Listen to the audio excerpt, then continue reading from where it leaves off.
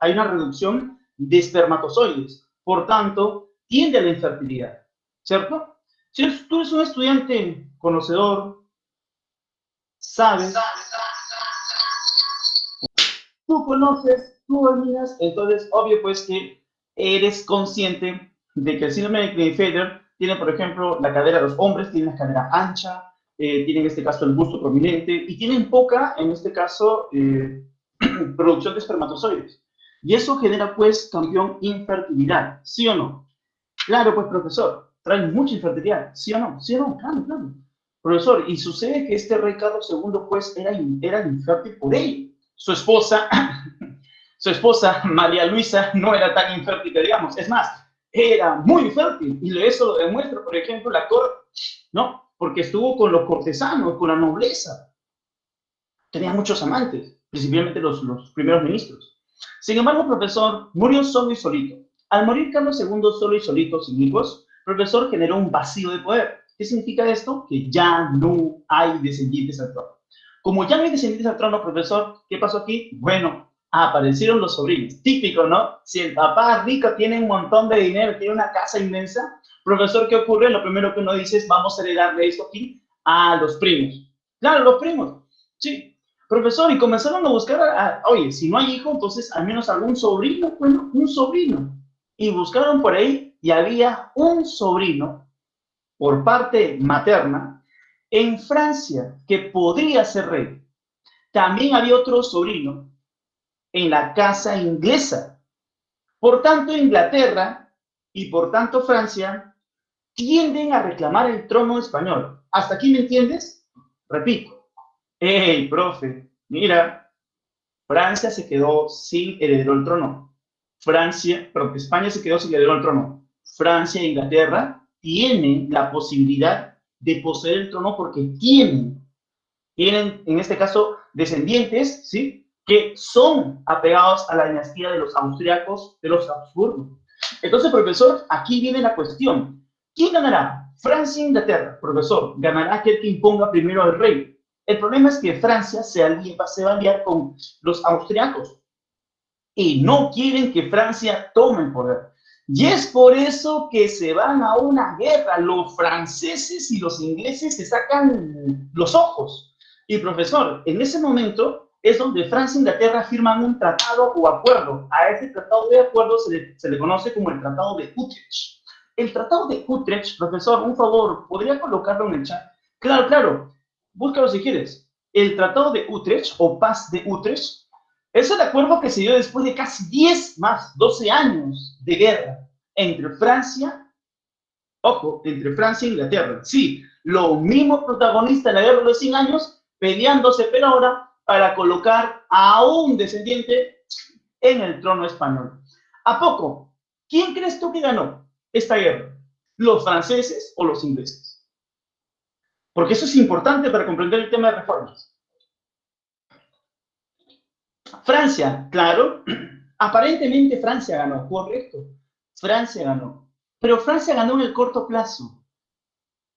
Porque si tú te das cuenta, los franceses logran colocar al rey en España. Por tanto, ahora los franceses se hacen, escucha, se hacen poseedores de la corona española. Ahora ellos pueden controlarlo todo en España. Pero Inglaterra, ojo, Inglaterra llegó a un acuerdo con Francia. Inglaterra le dijo, oye, ¿sabes qué? Agarra, ponga tu rey. Pero yo, Inglaterra, voy a tener el permiso para comerciar con tus colonias. En ese momento, profesor, ¿qué ocurrió? Sencillo. Profesor, lo que tiene que pasar. Francia dijo, bueno, no hay problema. Entonces, a partir de ahora está bien, no hay problema. Cuando los Borbones, porque los franceses son la familia Borbón, cuando la familia Borbón de los franceses llegue al trono español, en ese momento te daremos algunas facilidades comerciales. Eso quiere decir, profesor, que los ingleses van a poder comerciar durante el gobierno de los Borbones con América, ¿sí o no? ¿Qué dices tú? Sí. Créeme que sí. Ahora Inglaterra tiene la capacidad, en el gobierno de los Borbones en España, tiene la capacidad para poder comerciar con las colonias. ¿Sí? Y eso es lo que vamos a hacer el día de hoy. ¿Vale? Muy bien, profesor, pero hasta ahí más o menos lo entendí, ¿ya? O sea que ahorita, profesor, ¿en qué año estamos? 1700. Ah, ya, profesor, estamos en 1700, ¿no? Sí, estamos en 1700. Ya, pero quiero saber bien la fecha. ¿Ya? Estamos en el año 1700, o sea, hemos comenzado el siglo XVIII. Ahora, profesor, estamos en 1700 y ahora quienes gobiernan en España son los Borbones, ¿correcto? Sí. ¿Y los Borbones son franceses, cierto, profe? Sí. ¿Y los Borbones son, cómo son, profe? ¿Son malos? ¿Son buenos? ¿Son tacaños? Son recontra tacaños. No, profe, no son malos. Sí, son bien tacaños. Profe, ¿cómo son? ¿Son bondadosos y blanditos como usted, profe? No, no, no, no. Son, profesor, malos, austeros, recontra tacaños y muy codiciosos. ¿Es en serio, profe? Sí. Ya sé, profe. Si son codiciosos, ¿qué crees que van a aplicarle a los virreinatos tanto en Nueva España y como el del Perú? Si son ambiciosos, ¿qué les van a aplicar? Típico, típico, siempre sea. Impuestos, ¿sí o no? Claro, profe, los impuestos. Profe, ¿por qué quieren aumentar los impuestos? Qué abusivo, qué malo, qué cruel, qué mala leche. Profesor, no, no, no. Lo que pasa es que esta nueva corona o esta nueva familia que está en la corona, los Borbones, lo que quieren es incrementar, aumentar los recursos para ellos. Es normal, pues no creo que cuando uno asume la corona real, lo que quiere es ganar más. Entonces, ¿qué es lo que hace? Incrementar los recursos de la corona. Por eso ese es su objetivo. Su objetivo es incrementar los recursos. ¿Y cómo incremento el recurso? Aumento impuestos, y se acabó. ¿Sí o no? Claro. Profesor, pero aquí también hay un problema. ¿Saben lo que hacen los Borbones? Los Borbones se dan cuenta que cuando estaba la familia de los Habsburgo, la anterior, ¿sí? La familia de Carlos II, Felipe IV, Felipe III, Felipe II y Carlos I, oye, en el Perú había mucha corrupción. Un montón de corrupción. Y fue tanta la corrupción que los Borbones no lo creían. O sea, les incomodó tanto ver tanta corrupción que dijo, ¿sabes qué? ¿Qué hacemos hoy? ¿Y saben lo que hizo? El rey quiso ir a América, pero los cortesanos, el Consejo de India le dijo, oye, aguanta, si tú vas, te matan. Pero quiero ir a ver, pues, porque, o sea, ¿cómo es posible que España esté quebrada? Porque estaba quebrada, te cuento. Cuando los Borbones llegan al poder, España estaba quebrada. Yo te pregunto, Sebastián, Emilio, Jessica, Alejandra y los que están aquí, ¿es posible que España esté quebrada con tanta riqueza, con tanta plata, con tanto oro? ¿Cómo es posible eso?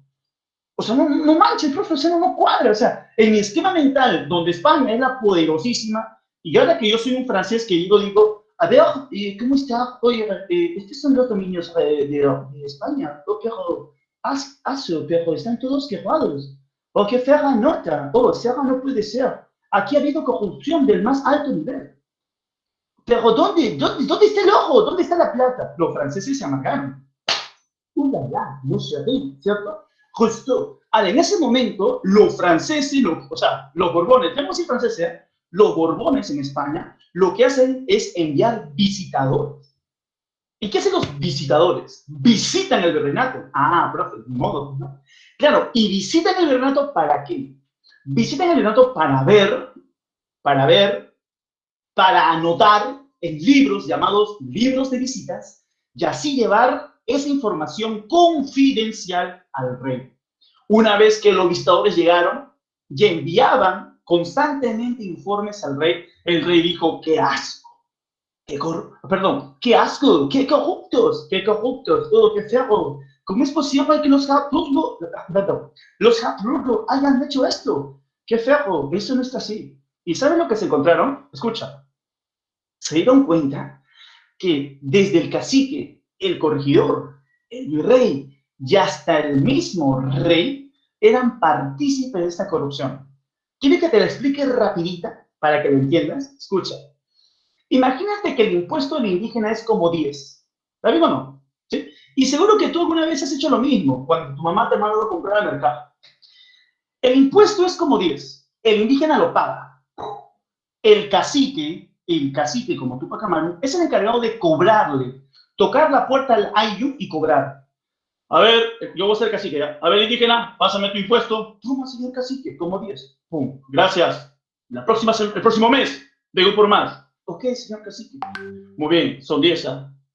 2 para mí, y 8 para mi corregidor. ¿Qué? La cutre. El corregidor dice, ¿qué? Oh, Tupac, ¿por qué tus indígenas pagan poco? No, lo que pasa es que no está pagando, pero no te preocupes, un par de látigos y estos apeles, mira, el toque nomás. 8 nomás. Se pasa, el 80%. El corregidor agarra y dice, bueno, 8 no, 3 para mí. 5 para el virrey. Señor virrey, el corregidor le envía este monto con esta cartita, porque el corregidor no da la cara. El virrey dice, aguanta, el impuesto es como 10. ¿Por qué acá hay 5? Lea la carta. Querido virrey, los indígenas se rebelan y no están pagando tributo, pero no se preocupe, que ahorita los agarro a golpe y van a entender. Tranquilo nomás, mi lord.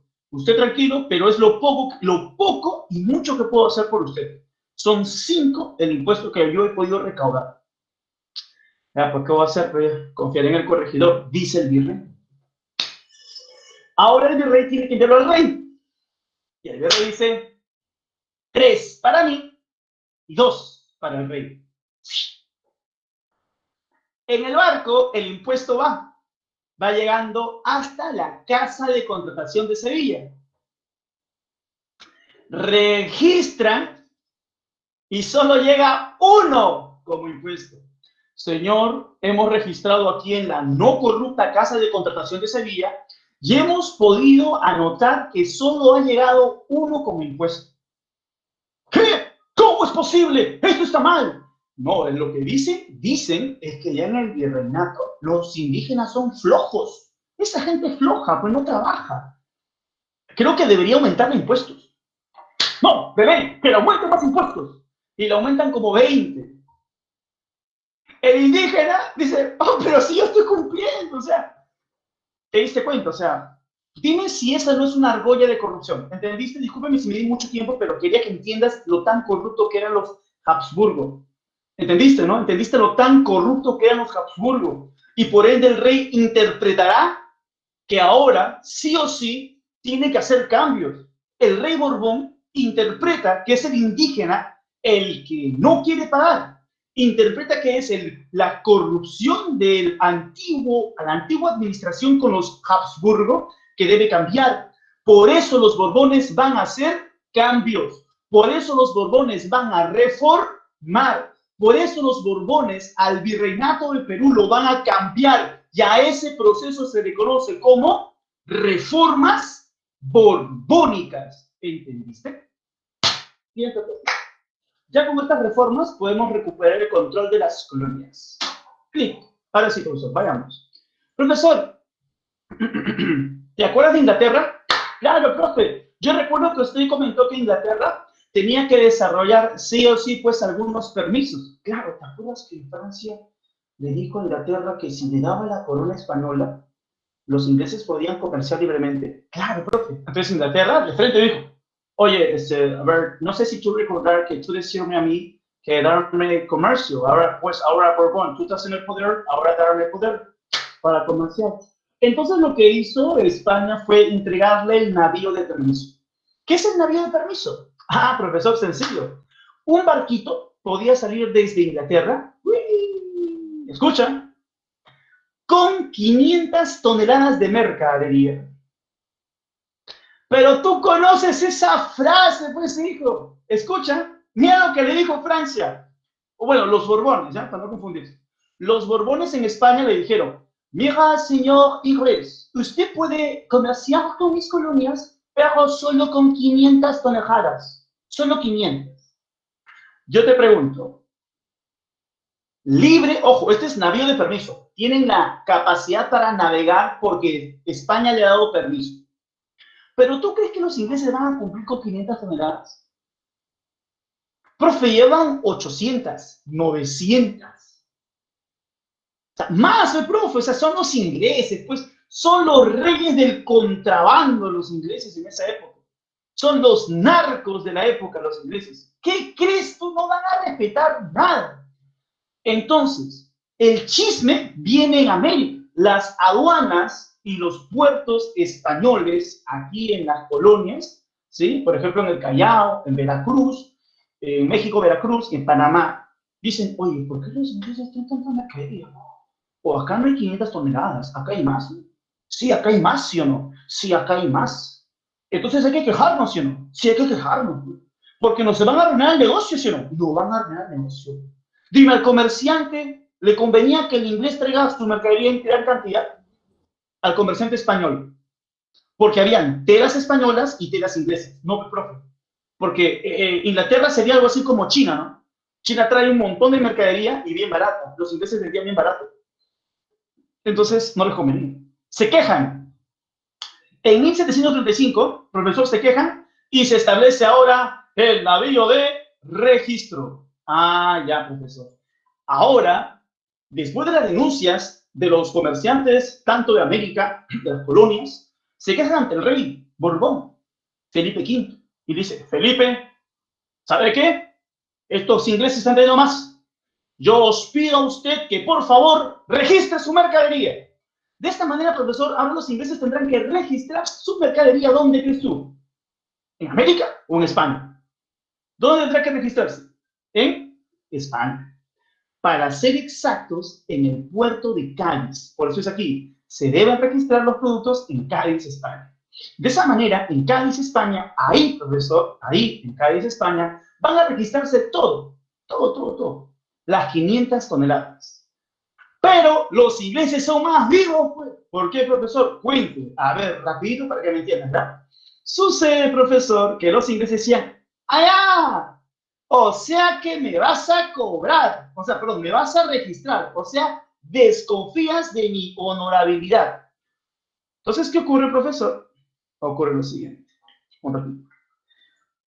Ocurre lo siguiente. Los ingleses salían con su barquito. Salían con sus barquitos, desde acá, de su barquito.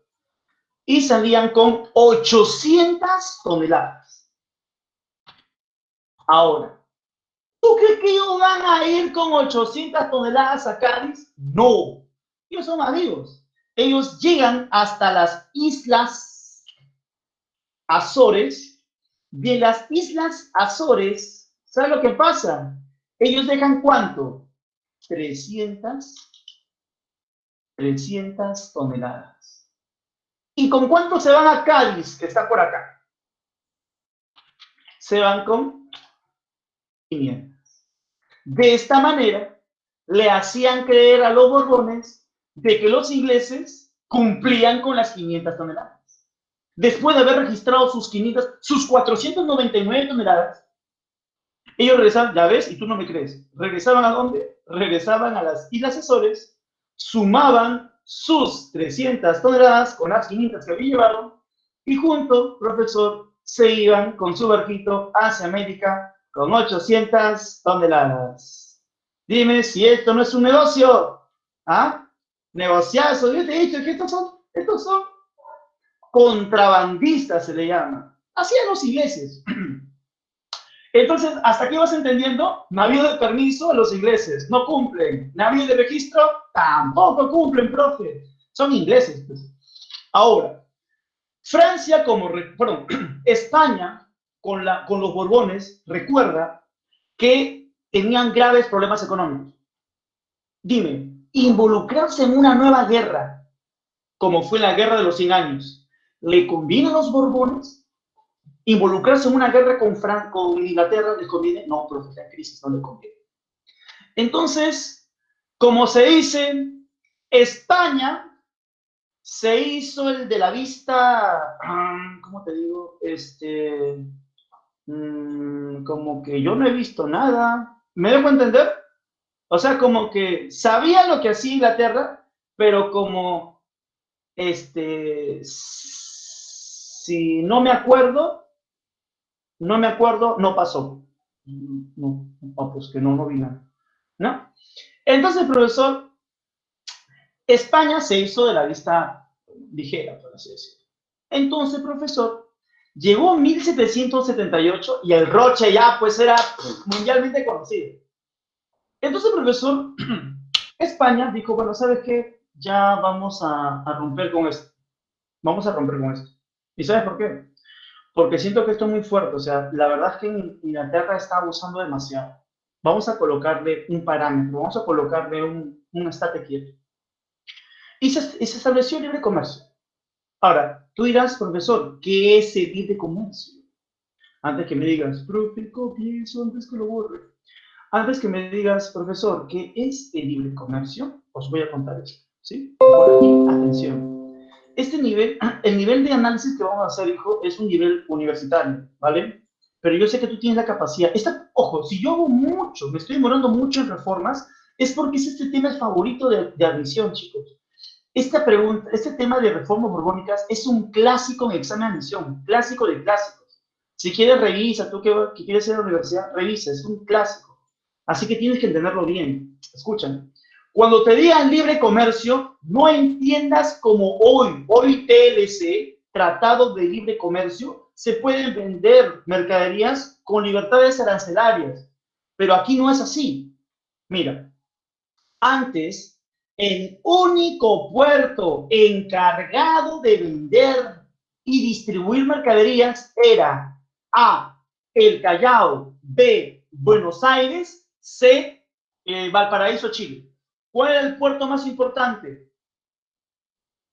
Hasta antes de 1778. Chile, Valparaíso, ¿sí? Callao o Buenos Aires, mira tú, a ver. Profesor, era el Callao. Ahí está el punto rojo, te había ayudado con la clave. El Callao era el puerto más importante de la época. ¿Ok? Profesor, ¿y cómo era? Desde España venían barquitos hasta el puerto de Panamá. Y desde el Callao partía la Armada del Sur para traer esa mercadería. Todo el oro y la plata salía desde el Callao y aquí se lo llevaban. Entonces, profesor, recuerda, desde el Callao que parte oro y plata. ¿Sí? Oro y plata. Profesor, desembarcan, llegan en Panamá y ese oro y plata se va hasta ¿dónde? Se va hasta España. Ahora, profesor, los barcos regresaban, pero los barcos no venían vacíos. Los barcos regresaban, ¿con qué crees? Con mercaderías, con telas, con alfombras, con muebles. Los españoles en América quisieron vivir como España. Perfumes, esencias, cuadros, jarrones, platos, cucharas, todo. Esa mercadería ingresaba. Por tanto, los barcos regresaban aquí e introducían mercadería solo por el Callao. Y el Callao se encargaba de distribuir esa mercadería por todo el virreinato. ¿Hasta aquí me entiendes? ¿Me entiendes hasta aquí el análisis? Venían desde España, mercaderías, y el Callao solo se encargaba de distribuir. Pero los Borbones dijeron que esto era negativo. ¿Por qué? Porque mientras el Callao se encargaba de distribuir la mercadería española, los ingleses, ¿qué hacían? Los ingleses aprovechaban para ingresar. Voy a colocarle de principio. Los ingleses hacían esto.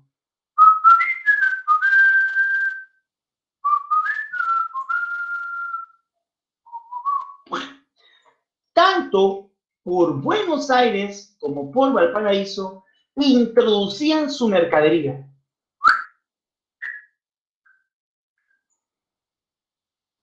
Yo te pregunto, si los ingleses que tienen mercadería más barata introducen mercadería por aquí, dime, ¿el viaje que recorren los ingleses es más rápido o es más lento que el de los españoles? Mira que los españoles tienen que llegar aquí, desembarcar y vuelvo a embarcar hasta llegar aquí.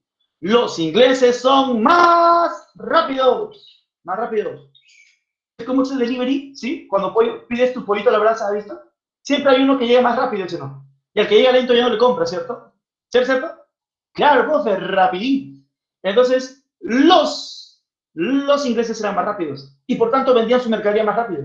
Y por tanto, cuando las telas de España llegaban a América, dime, los españoles que radican en las colonias, escucha, cuando llegaban las telas, los españoles decían, casera, ya llegó la tela que usted me pidió desde España. No, casero, ya tengo la de los ingleses, está más barato todavía.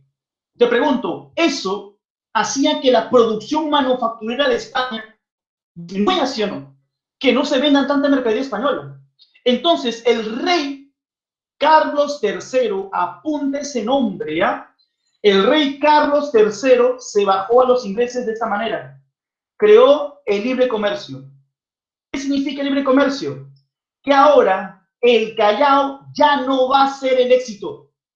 Carlos III de España, el Borbón, lo que hizo fue habilitar y legalizar que ahora hay nuevos puertos. Acá, acá, acá, acá, acá, acá, acá, acá, Portalija. Un montón de puertos. Por tanto, ahora España podría comerciar por aquí, podría comerciar por aquí, por aquí, por aquí, por aquí, por aquí, por aquí, por aquí y por aquí.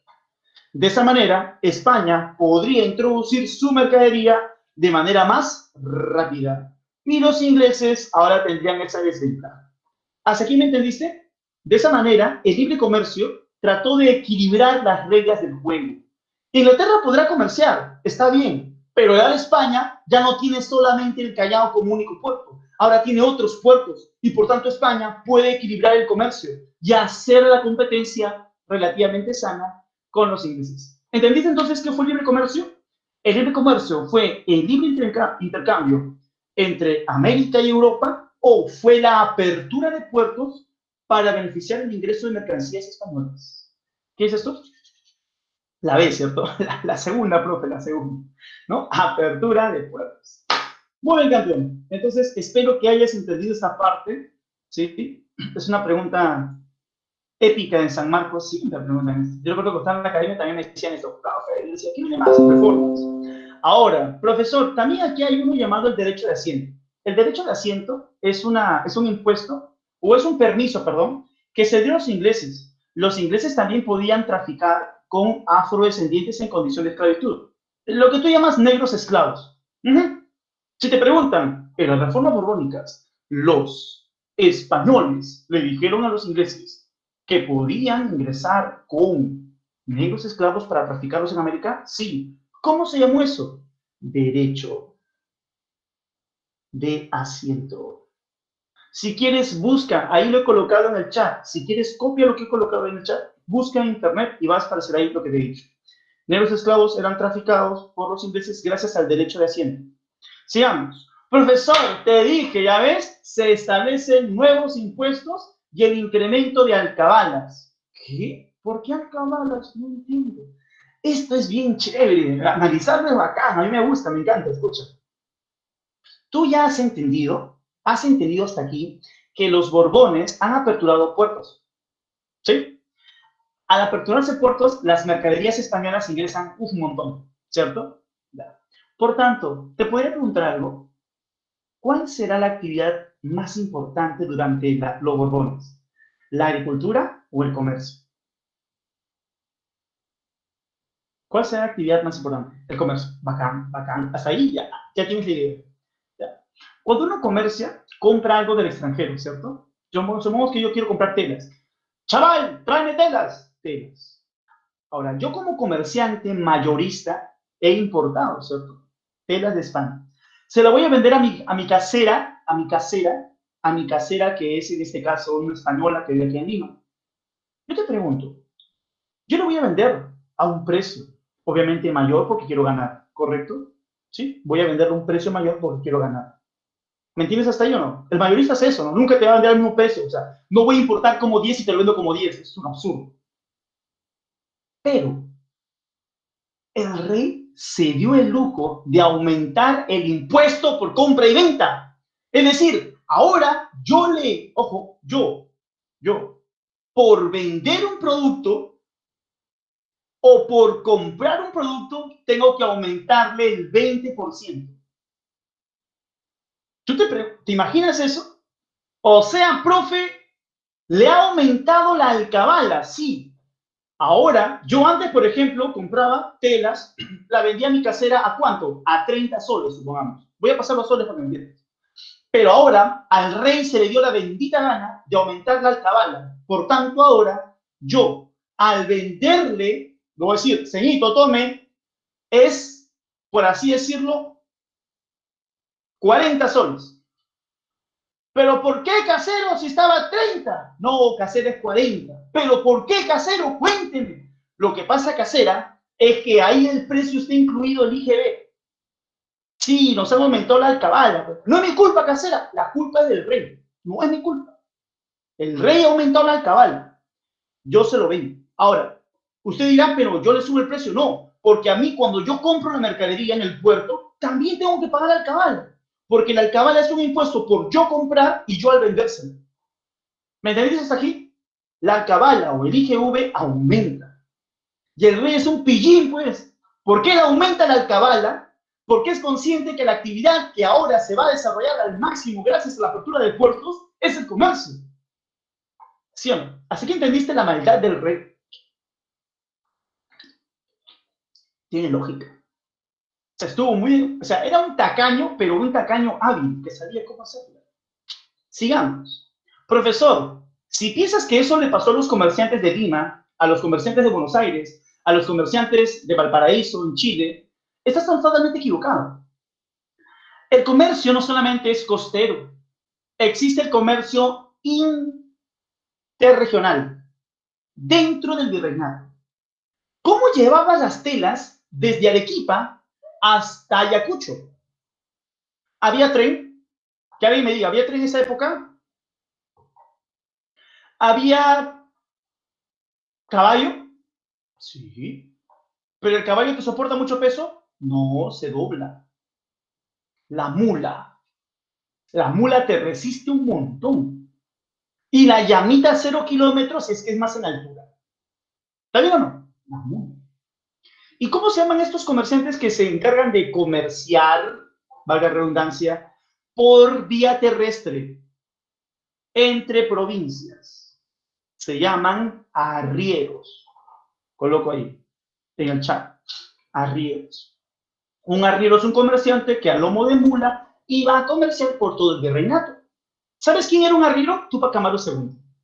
Ahora, el arriero, acá viene, es un materialista también. A ver, atención aquí, ¿eh?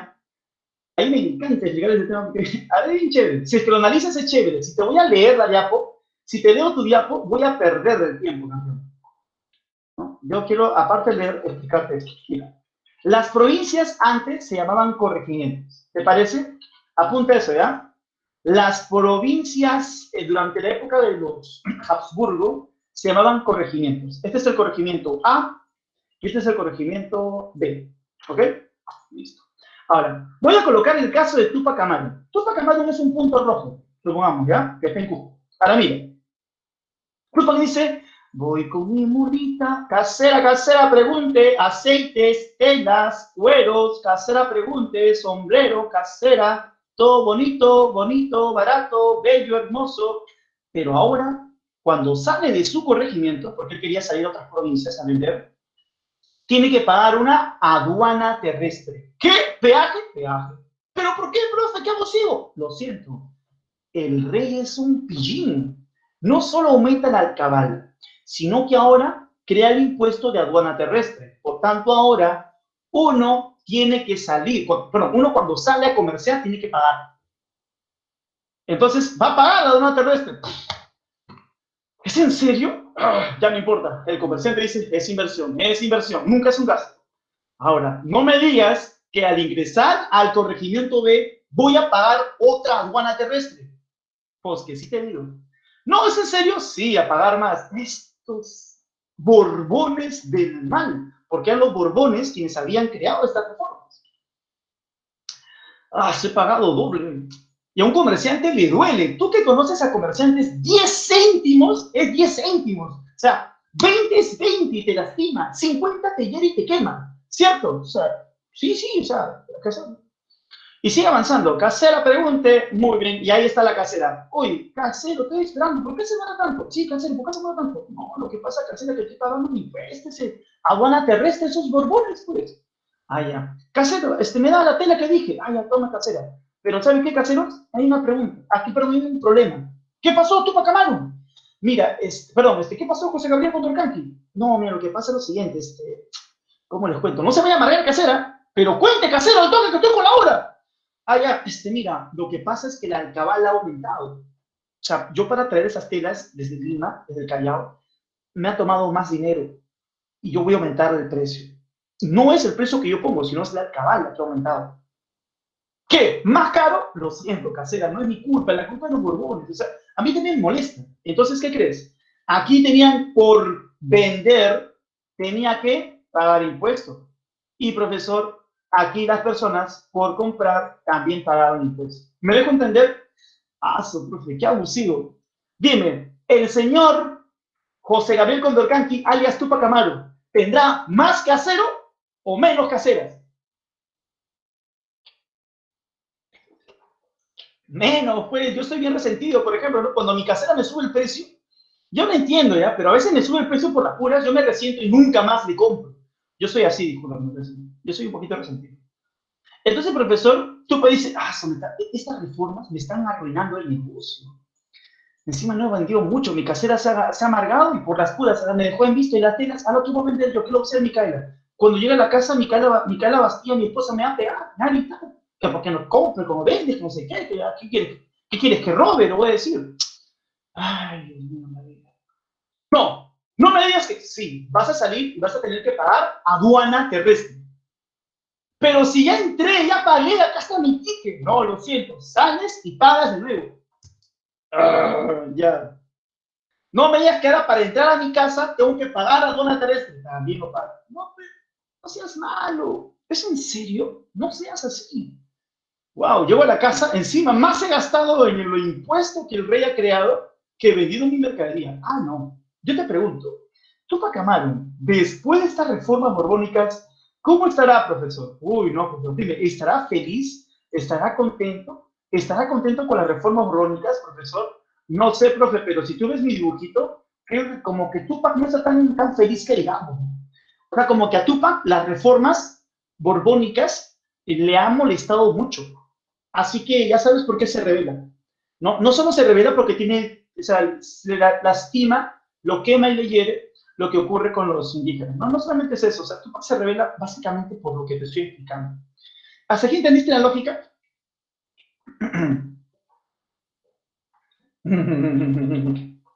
Correcto, correcto, yo sí. Hasta aquí estamos bien, ¿no? Ya, listo. Foto también es por si acaso. Profesor, entonces, wow. Y esto es más complejo, aunque parezca esto sencillo, yo lo trato de hacer así. Es más complejo lo que parece, ¿ya? Que hay otro, está el peso ensayado y todo eso. Se establecen nuevos impuestos, incremento de otros, como la alcabala. El impuesto al tributo indígena también aumenta, el indígena paga más. ¿Te acuerdas que el ejemplo que hice hace ratito? ¿Qué dijo el rey Borbón? El indígena no paga, ¿no? Ya, que pague más. O sea que el tributo indígena aumenta. Ya. Se crean aduanas terrestres y puntos de control. ¿Vale? Ah, ya. Acá quiero hacer otra aclaración que viene en su pregunta del COTES y que viene de examen fijo. ¿Te acuerdas que había del corregimiento? ¿Te acuerdas del corregimiento? ¿Qué es un corregimiento? A ver, sinónimo. ¿Corregimiento qué es? Claro, provincias coloniales. Así suena bonito. Provincias coloniales. Listo. ¿Se entiende? Corregimiento. Bien, provincia, bien ahí. Sigamos. Profesor, consulta. ¿Cómo se llama el que gobierna un corregimiento? Corregidor, profe. Ah, tiene razón. Se llama corregidor. ¿Cierto? Claro. Bien, el corregidor, discúlpame si es que te parece mal educado lo que digo, pero es un desgraciado, es un desalmado, es un ruin, es un villano, es un cruel, es un tirano. Tiene todos los adjetivos peyorativos que puedan existir en la tierra. Porque este desgraciado y desalmado, porque no tenía gracia ni tampoco alma al parecer, ¿sabe lo que hacía? Este corregidor se encargaba de explotar a los indígenas. Los mandaba, por ejemplo, a la mitad minera, ¿sí? A niños, a pesar que estaba prohibido, mandaban niños trabajando en las minas. A niñas. Abusaba de las mujeres de su corregimiento. Y nadie le podía decir nada porque era un enviado del rey. Abusaba de todo el pueblo, subía los impuestos que quería, mandaba matar a aquel que tan solo miraba mal. Era un desalmado ser. Aumentó el tributo indígena para que él gane más, con el chiste de que el pueblo no puede leer y escribir. Decía, se inventaba un papel y decía, por orden del rey, cuando ese papel no decía nada. El señor era un cruel villano. Pero aparte de tanta tontería que hacía, y hay un montón, hay algo que duele y lastima. Los repartos mercantiles. ¿Has escuchado alguna vez hablar de los repartos mercantiles? Si no has escuchado, lo voy a resumir rapidito. Los repartos mercantiles eran venta forzada que hacía el corregidor a los indígenas. Imagínate que yo ahorita agarro y vaya y coloque en tu casa, llegue a tu casa, acá a la casita, toco la puerta y te entrego 10 tizas. 10 tizas blancas. Y te digo, mañana me tienes que pagar vía Yape 5 soles por esas 10 tizas blancas. Profe, si no me da la gana, no te estoy preguntando, te estoy obligando que lo compres. Si no lo haces, simplemente te azoto. Profesor, ¿es en serio? Claro, eso hacía el corregidor. Mandaba a azotar a aquel que no le compraba, o incluso a la muerte. ¿Qué traían? Vidrio, botellas de vidrio, profesor, espejos, telas, y en algunos casos hasta piedras de España. Yo te pregunto, ¿eso es dable? El tipo agarraba y en filita lo colocaba a los indígenas y les repartía mercadería. Y los indígenas podían quejarse, podían decir, oye, a mí no me sirve tu vidrio, ¿para qué quiero tu vidrio? No, cállate, tú hablabas mal, fuera, no aparecías, o aparecías con no sé cuántos látigos en la espalda.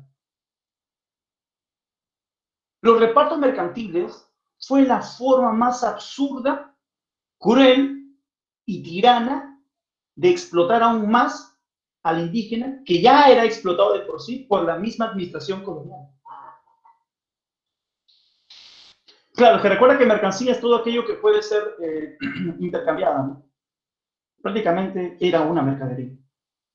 Ahora, sigamos. Profesor, durante los Habsburgo, ojo, esto ha sido pregunta de examen de admisión. Por eso es que estoy que la explico, no por las curas. Durante los Habsburgo, pregunta de examen de admisión, ¿los repartos mercantiles eran legales o ilegales? Durante la administración de los Habsburgo, ¿eran legales o ilegales? Eran ilegales. Ilegales. Porque recuerda que el virreinato nace con la intención de proteger, entre comillas, al indio. Por tanto, repartirle mercancías para los Habsburgo, que habrán sido todo lo corrupto que quieras, era ilegal los repartos mercantiles. Eran ilegales. Pero a pesar que era ilegal, la gente lo hacía. Los corregidores lo hacían. Cuando los Borbones llegan al poder, quiero que entiendas esta lógica y vas a hacer un crack. Mira, este es el indio, ¿sí? Este es el corregidor, ¿sí? Correcto. Este es el comerciante y este es España. Te pregunto, si es una actividad prohibida e ilegal, desde España salían las mercancías. Un comerciante se encargaba de traerlo hasta él. El comerciante se lo vendía al corregidor y el corregidor lo obligaba al indio a comprar. ¿Se entiende hasta aquí? ¿Sí? Mercadería. Mercadería. Y aquí era obligado. ¿Entiende la lógica? Escucha. Profesor, ¿cuánto traía desde España ese comerciante? ¿Mucha o poca? Al ser ilegal. Al ser ilegal. ¿Cuánta mercadería traía al ser ilegal? A ver, si la pasta básica de cocaína es ilegal venderla, tú traes mucha. Tú traes toneladas en el puerto del Callao. Claro, para que te vean y te meten en la cárcel. No, profe, no, tiene lógica. Traigo poca. Traigo poca. No mucha, pero no hay que ser, como dice, ¿no? Dios perdona el pecado, pero no el escándalo. Poca, poca. O sea, tampoco miserable, ¿no? Pero para que entre fue camuflada. Entonces, profesor, ¿qué ocurre? Cuando llegan los Borbones, los Borbones dicen, aguanta. Nosotros queremos ganar dinero. Para esto ya tenemos nuevos puertos. Por tanto, las mercaderías pueden ingresar. A los Borbones les conviene que esta mercadería, que antes era ilegal e ingresaba poca a América, siga siendo poca.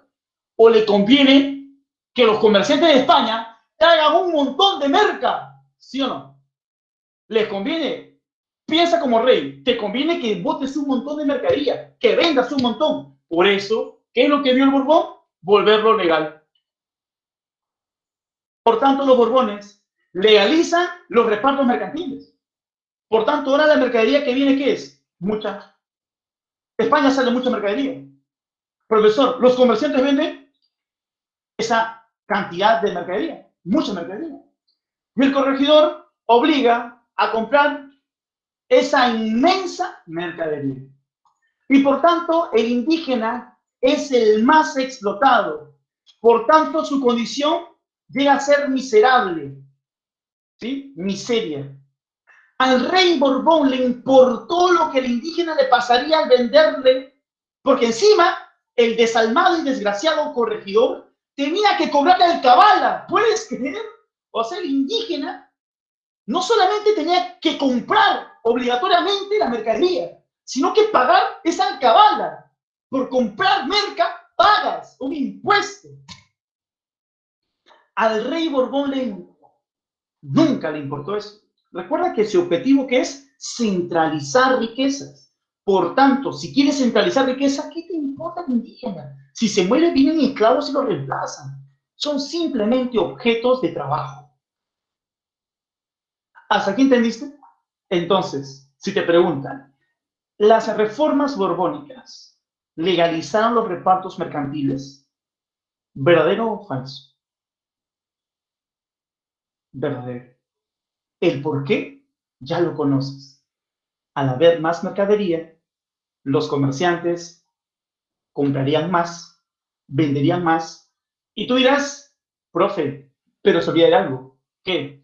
Como los comerciantes traen más mercadería de España para entregarse al corregidor y este se la vende al indio obligatoriamente, ¿el rey también gana? Sí. ¿Por qué? Porque el comerciante al traer más merca paga más alcabala, ¿sí o no? Y si paga más alcabala, ¿eso a dónde va? Al tesoro del rey. Entonces, claro, desde el punto de vista administrativo, esto es una jugadaza. Si yo fuese a clase alta, rico, diría, maravillosa jugada. ¿Quién es ese rey? ¿Cómo se llama ese rey? Carlos III. Carlos III fue el que estableció todo eso. ¿Te parece?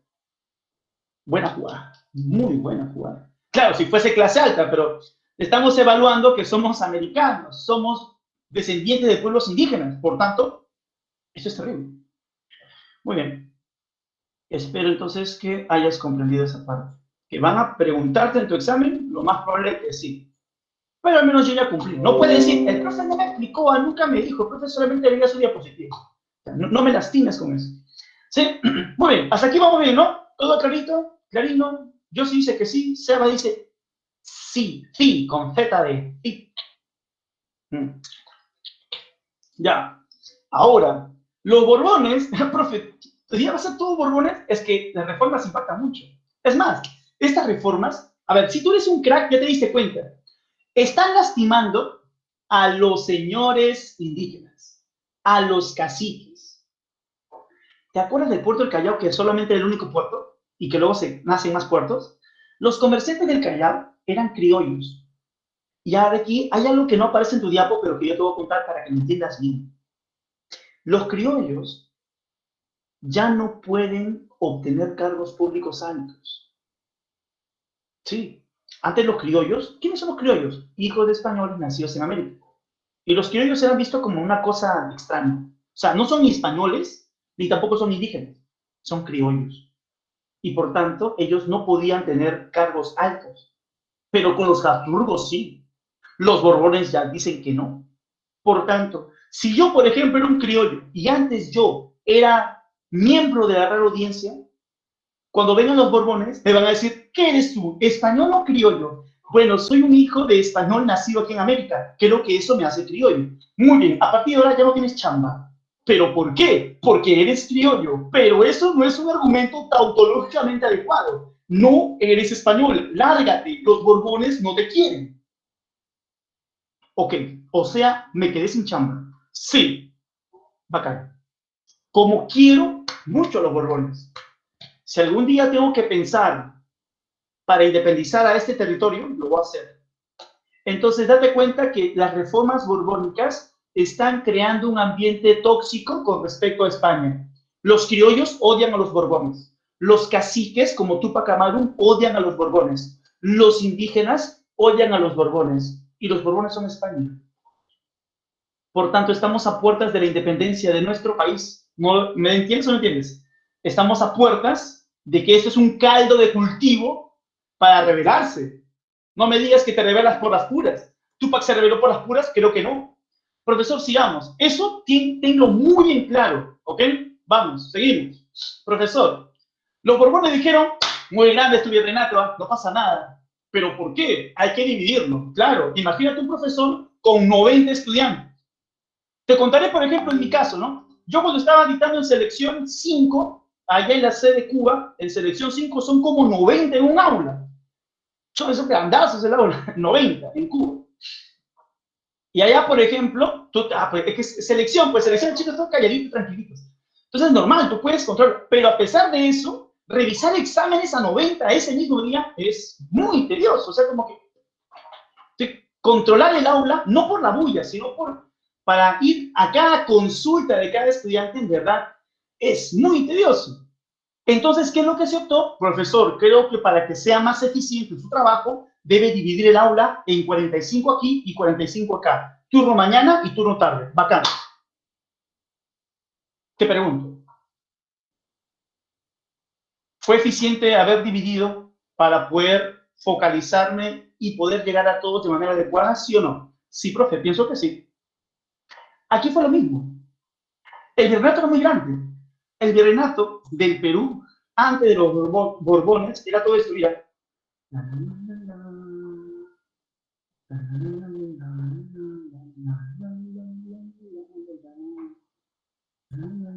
Ya, era todo esto.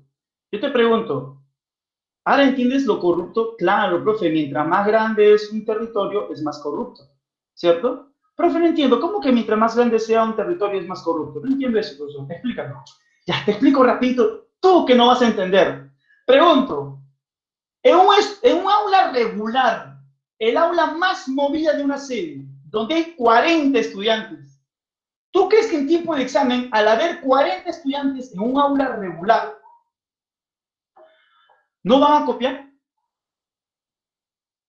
40 estudiantes, un profesor, la Miss no vino, mapeo libre. Dime, profe, por favor, el profesor, por más que tenga la intención de, va a estar así, ¿no? Profe, una pregunta. No, me preguntas. Profe, profe, acá miro qué pasó. A ver, ¿qué pasó? Y ya están al plan. En el reloj, acá, ¿no? Aquí, en el reloj, en esa parte del reloj. Yo descubrí aquí, ¿eh? Aquí. O sea, agarran el reloj, aquí. Colocaban sus fórmulas. Y es difícil. Pero lo mejor que se puede hacer es con 4, en cada esquina. Ahí como presos. Ahí evalúas y ya no pasa nada. Entonces, profesor, mientras más extenso, mientras más alumnos hayan, obviamente que en una aula de clases para calificar es más difícil controlarlos. El rey pensó lo mismo. Mientras más grande es el virreinato, es más difícil poder controlarlo. Por eso, decidió dividirlo. ¿Creando qué? Veamos, a ver, ¿qué se creó? El virreinato de Nueva Granada, que comprende Ecuador y Colombia. El virreinato del Río de la Plata, que comprende la actual Bolivia, Argentina y Uruguay. ¿Sí? Pero, profesor, usted se está olvidando del país más bonito, más chévere de todo el Perú, de todo el continente, ¿no? Profesor, usted está hablando del costa de Argentina, ¿quién se encuentra ahí, po? Mira, tú me puedes decir, po? Profesor, ¿y qué está pasando con Chile, po? Y yo, profesor, lo que pasa es que en este momento la corona española dice, mira, ¿sabes qué? Los chilenos como que son un poquito rebeldes, po.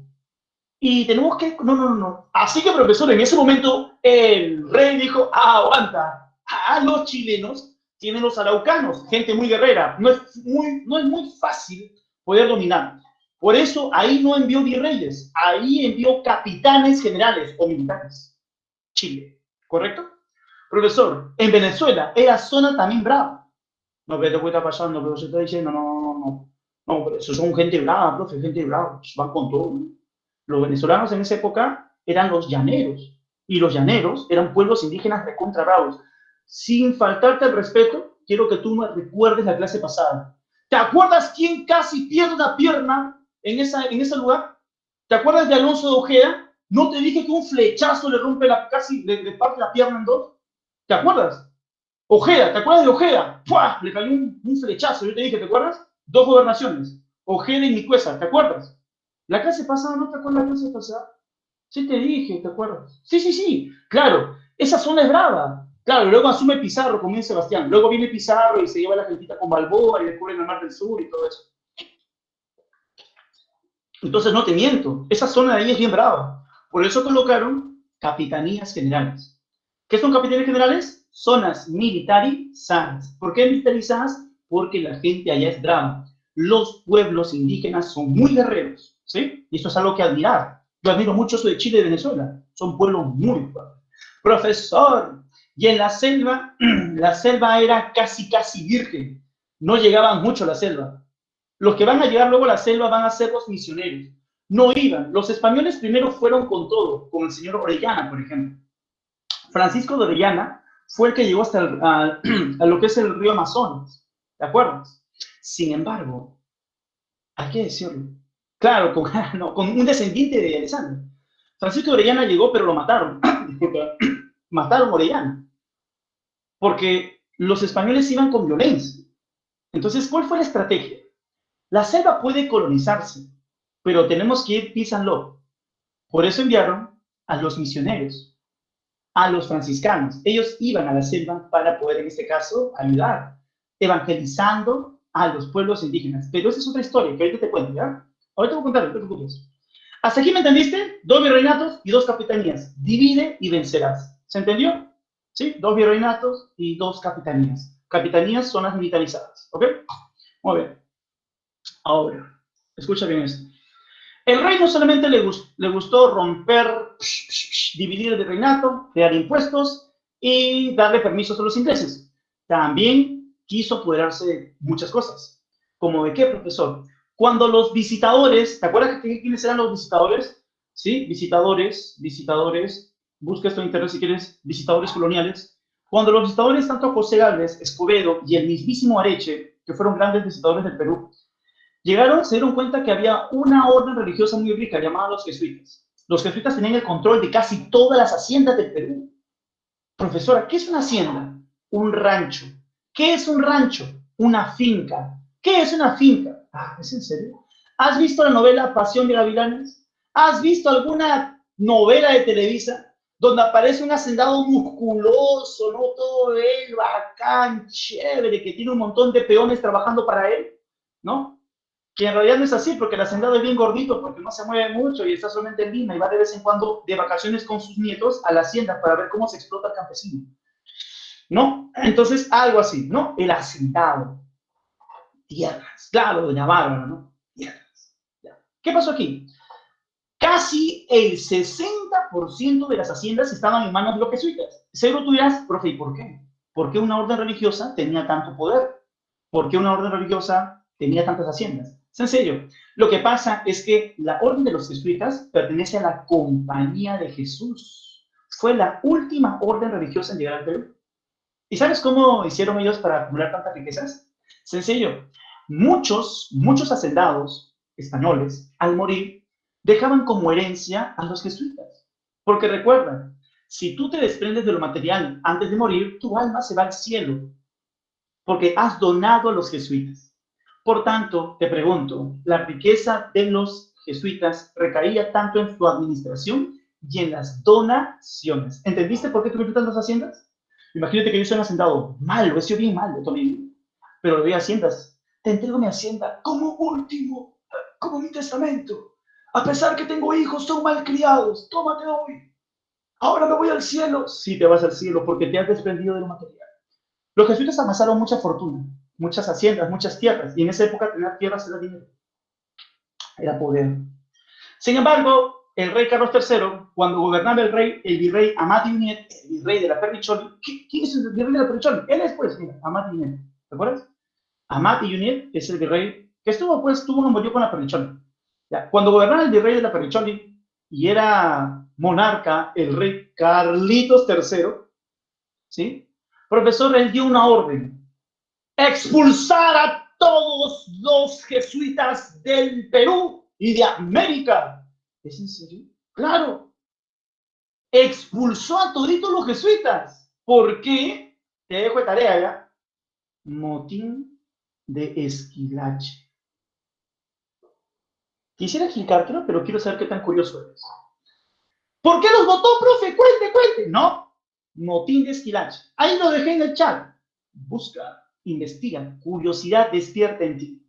Lo votaron a todos, ¿ah? Profe, eso quiere decir que el motín de Esquilache ha pasado algo fuerte, ¿sí? No te voy a contar. Profesor, se expulsan los jesuitas por orden de Carlos III y el virrey dice, bueno, chao jesuitas, adiós. Los jesuitas dicen, pero mis tierras, mis cosas, no, lo siento, luego te doy. Falso.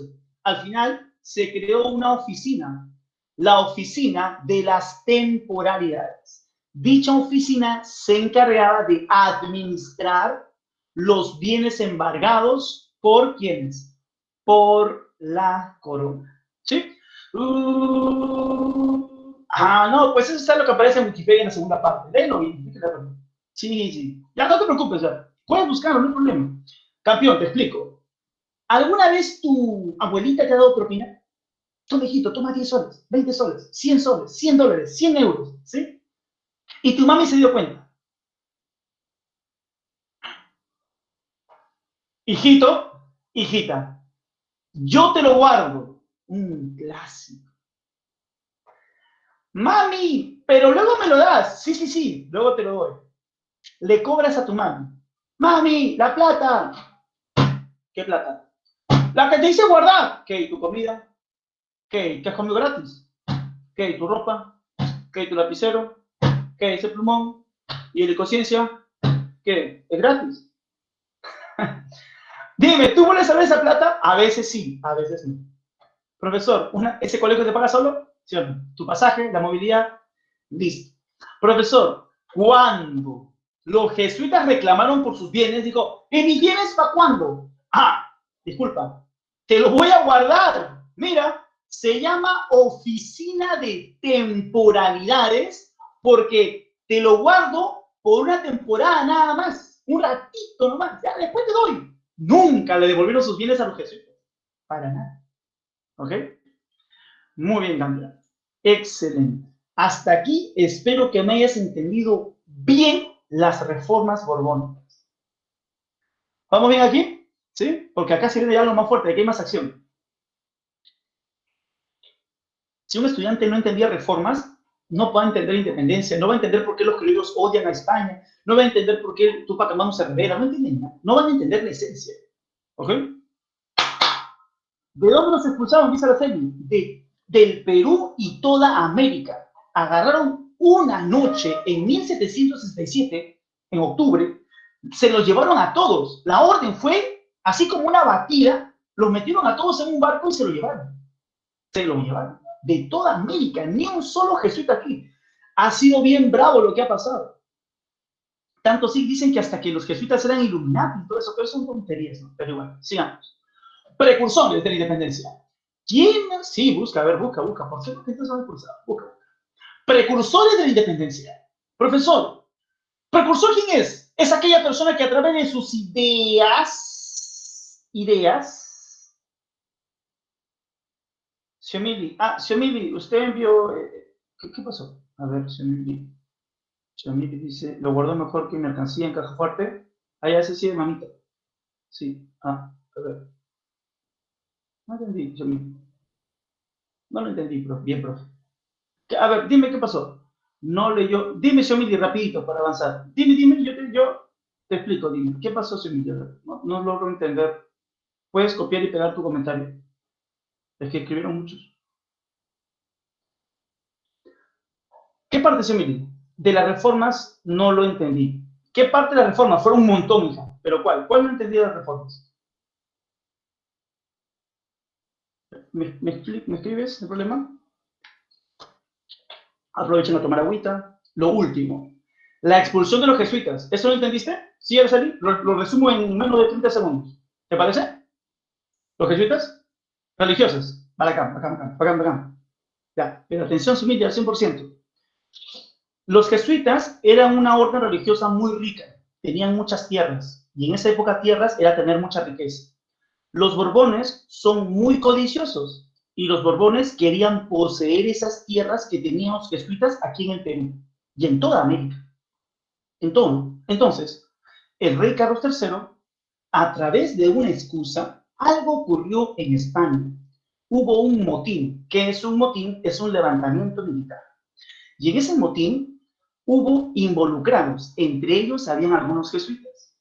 El rey de España, el rey Carlos III, utilizó ese pretexto para votar a todos los jesuitas. Claro que este es un pretexto, porque no es la causa real. Es un pretexto. Porque ¿qué es lo que querían, profe? Querían las tierras o haciendas que tenían los jesuitas aquí en el Virreinato de Perú y en toda América, incluida México. De esa manera, el rey Carlos III, al expulsar a los jesuitas, se queda con todas sus tierras. Pero, ¿cómo se llamará la entidad o el organismo o la institución que administre las tierras y los bienes que los jesuitas han dejado aquí después de haber sido expulsados? Se llamó la Oficina de Temporalidades, porque esta oficina va a administrar temporalmente los bienes de los jesuitas. Esta orden fue enviada desde España por Carlos III, cuando gobernaba en el Perú el virrey Amat Yunier, un virrey que tuvo un amorío con una joven actriz llamada Micaela Villegas, alias La Perdichona. ¿Se entendió, Semir, entonces? ¿Sí? A misión, le quito sus tierras, los voto con un pretexto y me quedo con todo. ¿Sí? Semiri. Semiri. Sí, Semiri. Sí, está bien. No te preguntes, no te preocupes. Vamos bien ahí. Muy bien. Precursores de la independencia. Te decía, el precursor es todo aquel que busca. Sí, hay algunas cosas que no están en el libro, claro, y que siempre lo estoy buscando el dato. Precursores de la independencia, os explico. Los precursores de la independencia son aquellas personas que a través de sus ideas, ¿sí?, van a buscar o reformar o cambiar la administración colonial o romper todo vínculo con España. ¿Ok? Ahí tenemos, por ejemplo, al señor Hipólito Unanue, Sánchez Carrión, a Micaela Bastías, Tupac Amaru, el señor José de la Riva Agüero y José Baquijano Carrillo. Todos ellos vamos a verlos a continuación. Profesor, los criollos. ¿Te acuerdas que dijimos anteriormente que los criollos se habían perjudicado por las reformas borbónicas? ¿Se acuerdan? ¿Se acuerdan que dije eso? Sí, profe, sí me acuerdo que usted dijo que ya no se quedaban sin trabajo. Claro. Ahora escucha. Sucede, profesor, que estos criollos son Juan Pablo Vizcardo Guzmán, Francisco de Miranda y Antonio Nariño, hijos de españoles, bien blanquitos como puedes ver ahí, pero su único pecado es haber nacido en América. Juan Pablo Vizcardo Guzmán es un jesuita americano. Él fue expulsado y después de la expulsión escribió una carta, la carta a los españoles americanos. ¿Quiénes son los españoles americanos? Son los criollos, pues. Son los hijos de españoles nacidos en América. Y él llamó, ¿qué somos? ¿Españoles? No. ¿Qué somos? ¿Americanos? No. ¿Qué somos? Españoles americanos, o sea, criollos. Por tanto, deben revelarse, hermanos. La historia de América es nuestra. La patria americana es nuestra. Y su historia, su independencia, es nuestra. Votemos a los españoles de ahí. Somos españoles americanos. Españoles en España y en América, españoles americanos. Profesor, pero su carta fue escrita en francés. Sin embargo, Francisco de Miranda la tradujo. Francisco de Miranda es un venezolano, ¿sí? Venezolano, nació en Caracas, que estuvo en Francia. Él vio cómo le cortaron la cabeza a Luis XVI. Él vio cómo en Georgetown, George Washington logró la independencia ante las 13 colonias. Francisco de Miranda sabía francés. Y la carta de Vizcardo era potente. La carta de Vizcardo era como un chat de WhatsApp que se bajaría el gobierno de turno. ¿Te imaginas que ese chat de WhatsApp esté en farsi árabe? Si alguien lo traduce y lo enseña al pueblo, todo el pueblo se rebela. ¿Sí o no? Ya. Esa cartita estaba en francés, y aquí en América no todos hablaban francés, solo las clases altas. Entonces Francisco Miranda se dio el tiempo de traducirlas desde el francés al español. Y así era acceso para muchos criollos. Esto era peligroso, porque prácticamente estás traduciendo algo que es clasificado, top secret para España. ¿Tú crees que a España le conviene que en América se enteren que han matado al rey francés Luis XVI? No, pero profe, esto sería un boom. ¿Te imaginas? Oh, han matado al rey. Hoy, ¿sabes qué? Te voy a traducir una carta donde dice revélate. Fuerte, ¿sí? Antonio Nariño es un colombiano. Este colombiano, siguiendo los pasos de Miranda, no solo tradujo una carta, sino fue la Declaración de los Derechos del Hombre y Ciudadano. Esta declaración fue instaurada en Francia durante la Revolución Francesa, ¿te acuerdas? Claro, profe, pero está en francés, lo tradujo en español. Y eso introdujo en América. ¿Te imaginas una carta que te dice revélate? Porque él es americano, despierta campeón. Y otra carta que te dice todo hombre tiene derecho a ser libre. Somos libres desde que nacemos, es nuestro derecho al nacer. Esas cartas y esa declaración traducidas, ¡pum! Profesor, rompe todos los esquemas, ¿sí o no? Y profesor, eso hizo que en el Perú nazcan precursores, ¿qué? Peruanos. Precursores peruanos. Tenemos a dos, reformistas y separatistas. Reformistas, el primero, y el, ojo, apunta esto, si se mira ahí, está apuntando, escucha. El primer precursor reformista del Perú fue Fray Calixto de San José Tupac Inca. Apunta esto si estás aquí.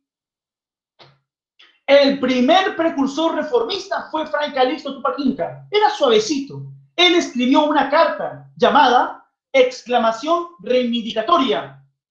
En esta carta llamada la exclamación reivindicatoria, le decía al rey Felipe VI que por favor, perdón, Fernando VI, le decía que por favor pare de explotar al indígena, que la mita minera va a generar una gran rebelión. Era un fraile que le escribió una carta al rey Fernando VI para que pare la explotación, pero el rey ni caso de eso. Pero se considera el primer precursor reformista porque pidió reformas, cambie la explotación del indio.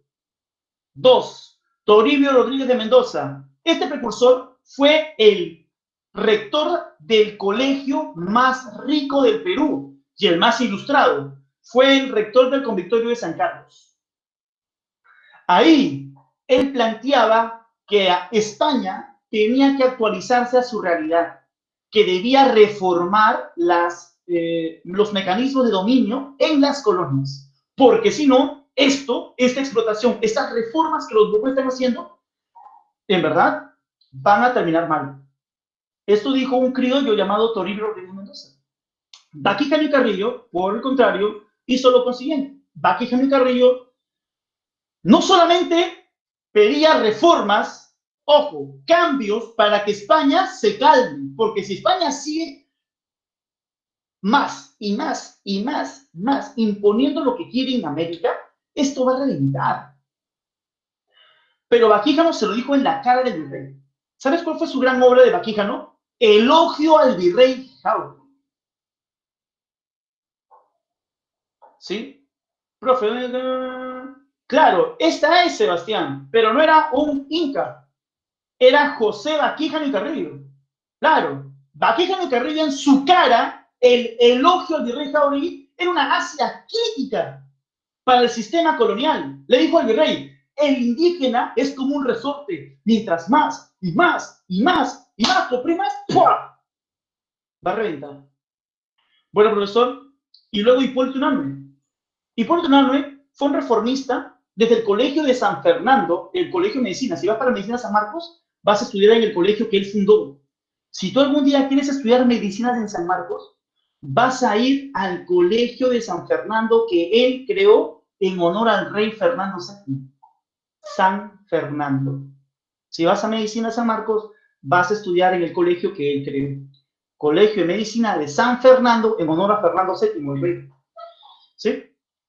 Entonces te pregunto, los cuatro han dicho, tenemos que independizarnos, o los 4 han dicho, España cambia, o si no, esto se va a poner feo. ¿Es bonito? Claro que es bonito, es bello, es bonito, claro.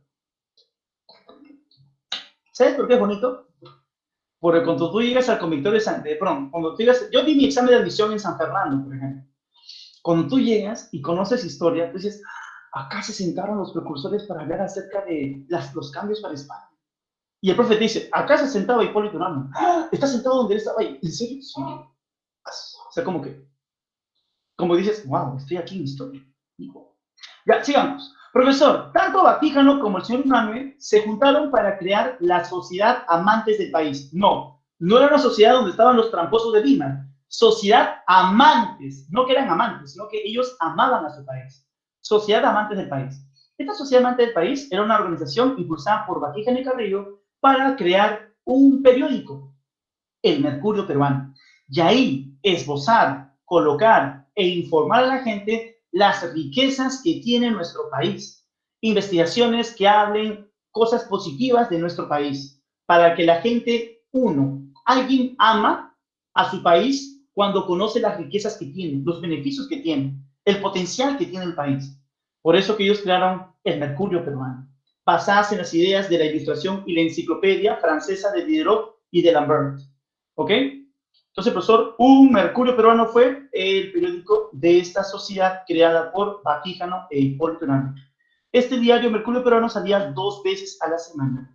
Por eso se le conoce como bisemanario, porque sale 2 veces a la semana. Pero acá estaban los más bravos, pues, los separatistas. Ellos decían, no, romper con España es división. Así que José Faustino Sánchez Carrión, el famoso solitario de Sayán, decía que la monarquía era un tedio, era algo terrible. Y la única forma para tener las cosas claras es una república, donde hay un presidente y hay un congreso, y eso es lo más bonito que existe. Si a Sánchez Carrión lo revivimos y lo traemos aquí justo cuando Merino estaba gobernando, se muere, se vuelve a morir. Porque él, en ese momento, era como un ideal. Para ser más claros, era algo así como lo ven algunos comunistas. Dicen, ¿no? El comunismo es lo mejor, muchos piensan eso, ¿no? Entonces, en ese momento es un ideal, en ese momento es un ideal. La república nunca existía en ese momento. Era un ideal. Sería bonito un presidente, un congreso, y todos representamos como el congreso, y seríamos como hermanos, y los congresistas se encargarían de consultarle al pueblo en qué pueden mejorar, y este congreso crearía leyes a favor del pueblo, y el presidente ejecutaría esas leyes, y así todo sería bonito y maravilloso. Sí, es que en ese momento no existía, ¿no? Entonces, así es. Listo. José de la Rima Agüero, él no solamente dijo, hay 1, 2, 3, 4, hay 28 causas para independizarnos de América. La explotación, la reforma borbónica, los impuestos, la alcabala, esboza 28 causas. ¿Sí? En pocas palabras, Sánchez Carrión y Agüero no quieren que España cambie. Quieren romper con España. Quieren romper, separarse. La ruptura y la separación es la única solución para poder, en este caso, encontrar un buen puerto a la independencia de nuestra patria americana. Muy bien, sigamos. Profesor, pero si tú crees que mientras los precursores criollitos, esos blanquitos nacidos aquí en América, ellos solamente pensaban, estás mal. Apareció el profesor Juan Santos Atahualpa y Túpac Amaru II. Hay un montón de rebeldes. La historia es un poquito egoísta, porque te coloca a los que son los más pro. Por ejemplo, Juan Santos Atahualpa, él fue un cacique. ¿Qué es un cacique? Jefe indígena. Este jefe indígena se rebeló en la selva del Perú. ¿En qué parte de la selva, profesor? Los separatistas, ¿cuál es su pensamiento? La ruptura con España es la solución definitiva. ¿Sí? Mientras que los reformistas, que España cambie, que España mejore sus mecanismos de explotación, porque si no, al final se van a independizar. Y nadie quiere eso. ¿Ok? La ruptura con España es la solución. Los reformistas solo quieren cambios. Sigamos. Repito. Voy a resumir aquí un poquito porque ese tiempo nos es corto. Juan Santos Atahualpa era un líder indígena de la Amazonía del Perú. Para ser exacto, Tarma. ¿sí? Selva central. ¿Tú sabes cómo se llama la selva central? A la selva central, Tarma, Guan, Corazón, bueno, incluso Junín, parte selva, ¿sí? Esa selva central se llama el Gran Pajonal. Ahí lo he puesto en el chat. Y él se reveló en la selva, utilizando pues mecanismos como las lenguas nativas, se juntó con los pueblos que no tenían contacto con los españoles, él aprendió sus dialectos, organizó una gran ofensiva para acabar con los españoles.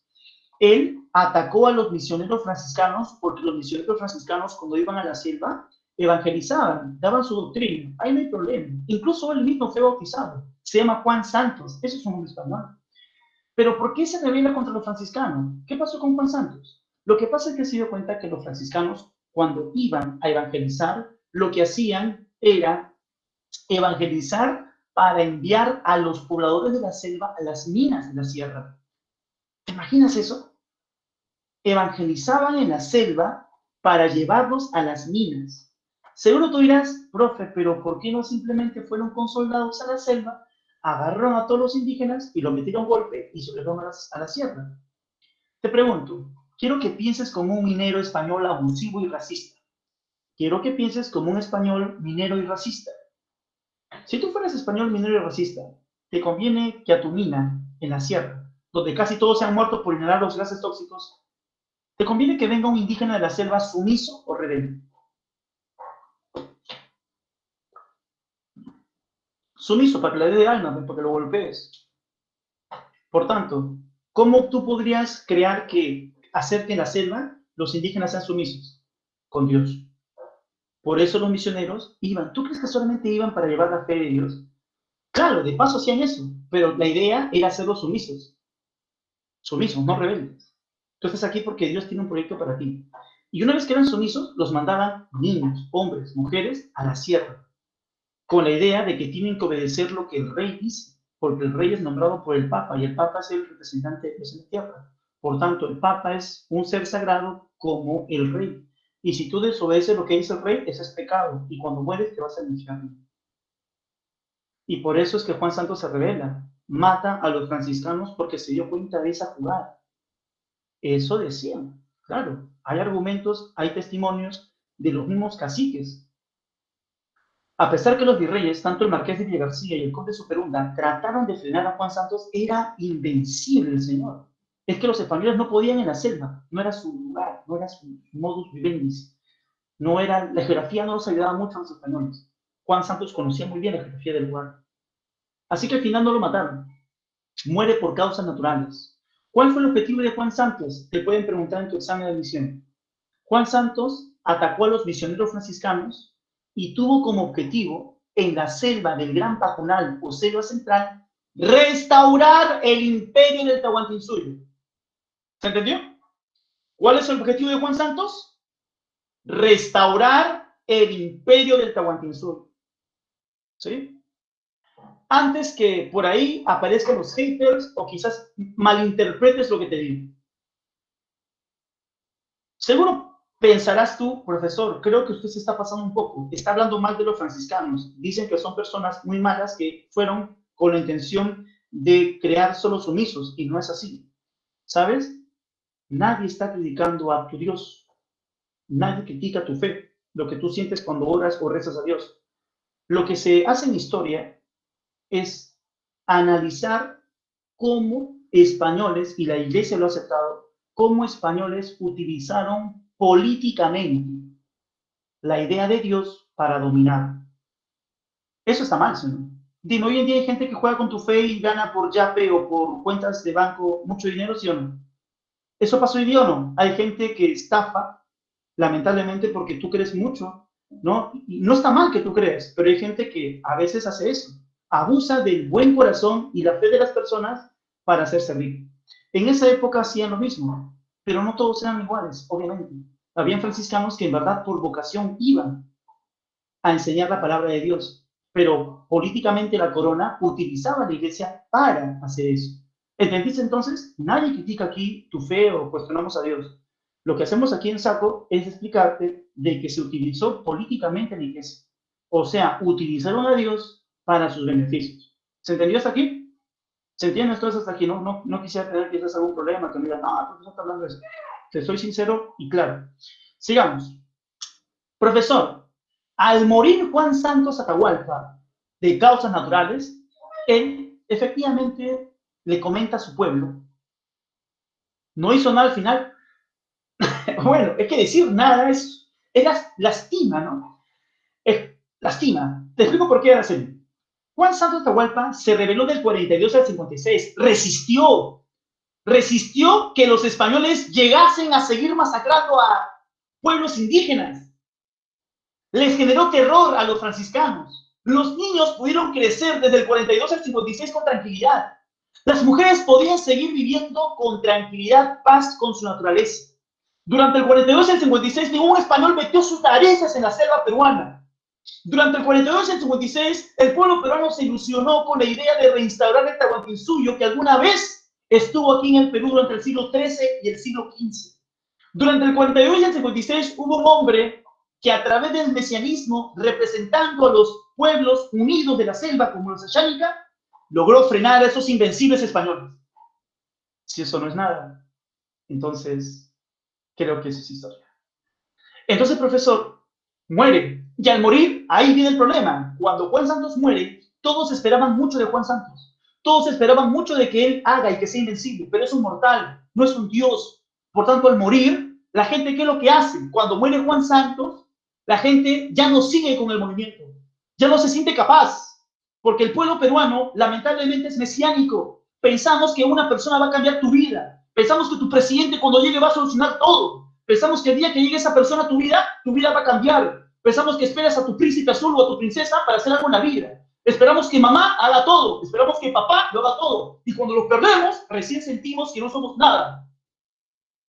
Disculpa si me pasé de la raya, pero tenía que decir. Somos mesiánicos.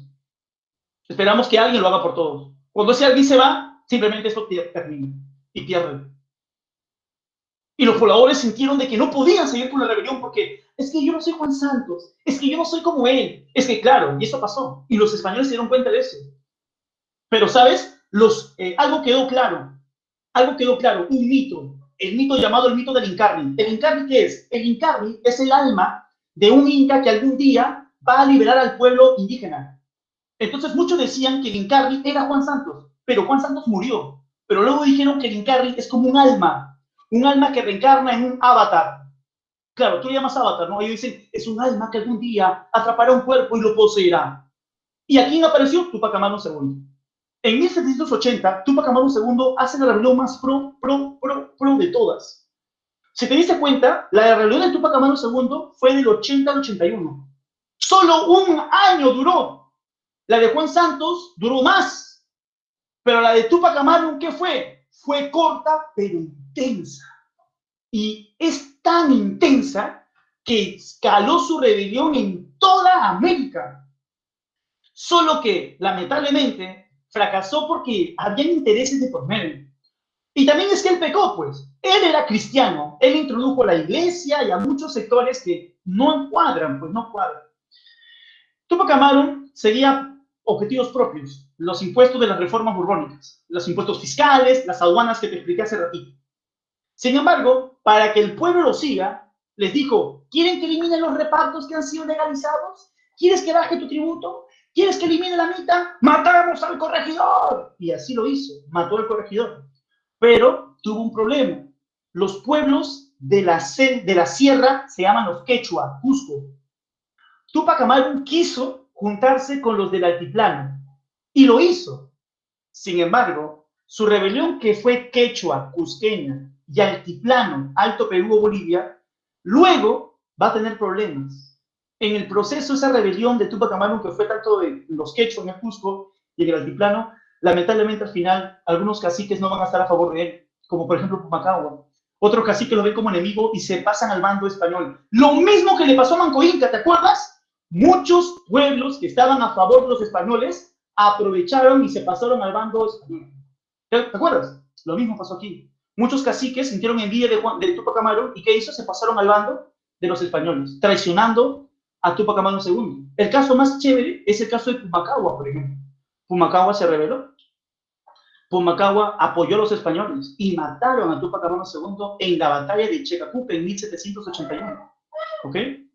Entonces, profesor, vamos a tenerlo así claro. Túpac Amaru se rebeló por intereses personales, pero utilizó los intereses de los indígenas para que su rebelión tenga mayor profundidad, mayor intención, ¿sí?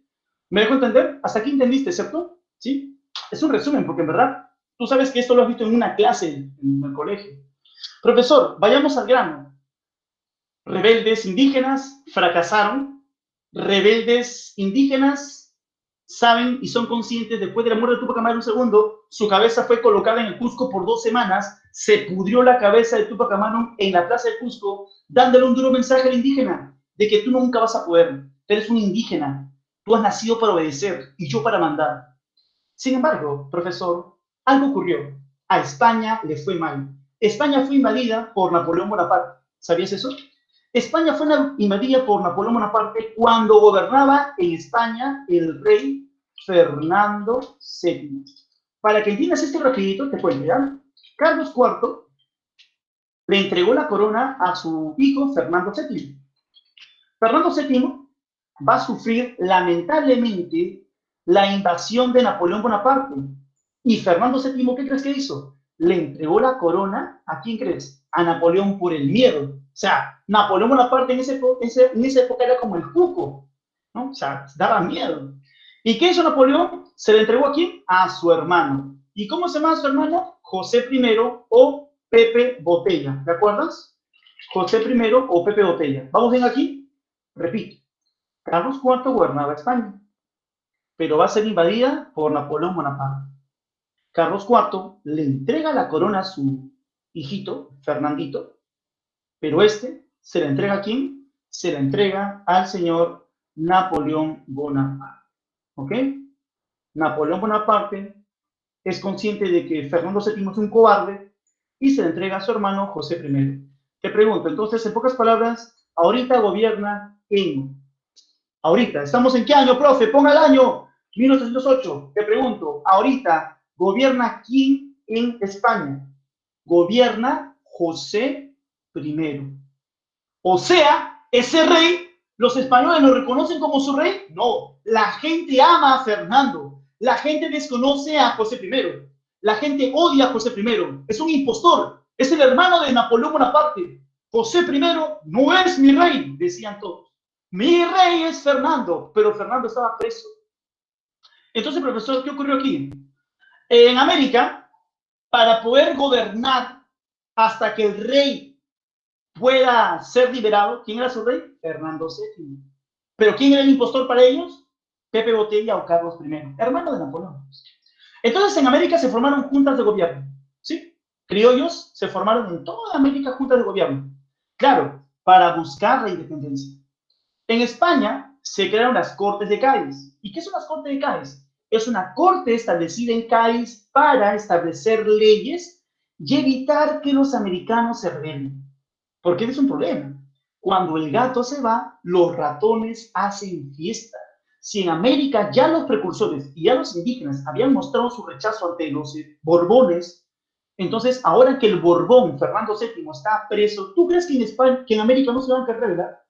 Por eso que España lo que hizo fue crear las Cortes de Cádiz, para saber cómo hacemos, cómo gobernamos América, porque esto podía ser un polvorín. Y ahí, profesor, apareció la figura de Fernando de Abascal. Las juntas de gobierno se formaron en Quito, Bogotá, Caracas, La Paz, Chuquisaca, Santiago y Buenos Aires. Como te das cuenta, son las capitales de los futuros países, ¿sí? Caracas, Venezuela, Bogotá, Colombia, Quito, Ecuador, Buenos Aires, Argentina, Santiago, Chile, Chuquisaca y La Paz, Bolivia. ¿Te diste cuenta o no?